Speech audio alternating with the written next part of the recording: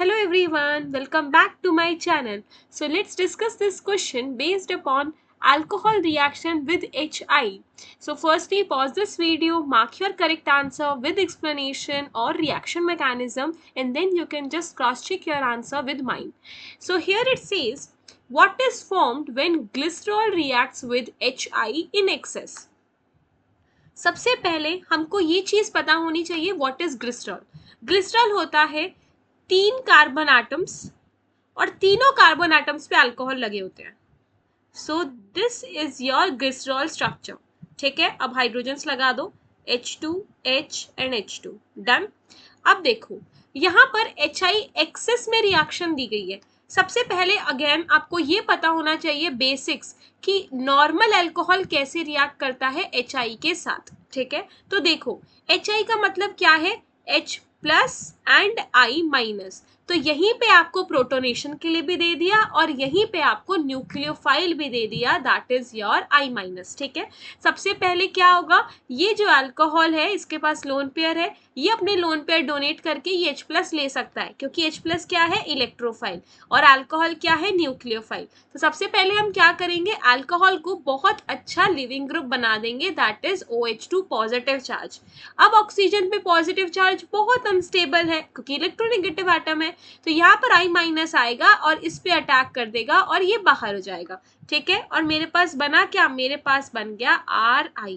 ये होती है नॉर्मल रिएक्शन जब मेरे पास सिर्फ एक इक्विवेलेंट ऑफ HI गिवन है. पर यहाँ पर क्वेश्चन में लिख दिया एक्सेस. एक्सेस क्यों दिया है, क्योंकि आपके पास 3 अल्कोहल्स आ चुके हैं. तो यहाँ पर अब बनेगा क्या, देखो आपको सबसे पहले तो ये एक चीज करनी है कि नॉर्मल अल्कोहल कैसे रिएक्ट करता है HI के साथ, बस वैसे रिएक्ट करवा दो.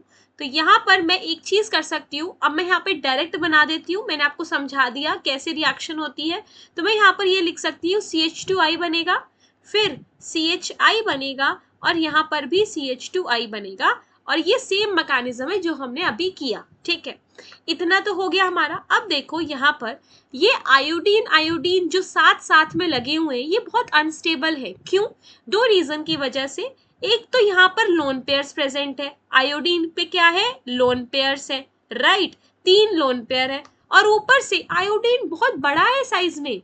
अगर एक कार्बन के ऊपर इतना बड़ा आयोडीन लगा हुआ है और दूसरे कार्बन के ऊपर भी इतना बड़ा ही आयोडीन लगा हुआ है तो इनके बीच में रिपल्शन नहीं होगी, होगी. So here there is repulsion, steric repulsion, और इसकी वजह से ये काफी अनस्टेबल हो गया, साथ साथ में आयोडीन का आना.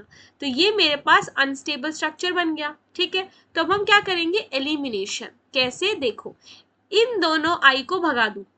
ठीक है, यही होता है जैसे अगर आपके पास ऐसे विसिनल में कोई भी हेलाइड लगे होते हैं. ठीक है, तो हम यहाँ पर इजीली एलिमिनेट कर सकते हैं S2 को और मैं बना सकती हूँ एल्कीन और आपका X2 बाहर. ठीक है, ये होता है एलिमिनेशन का पार्ट. डन. तो यहाँ से बस आप ये आयोडीन को भगा दो तो मैं ये कह सकती हूँ आपके पास बनी एल्कीन और साथ में अभी ये CH2I है, राइट, और यहाँ पर आपका CH और ये आपके CH2, और मैंने -I2 कर दिया. डन.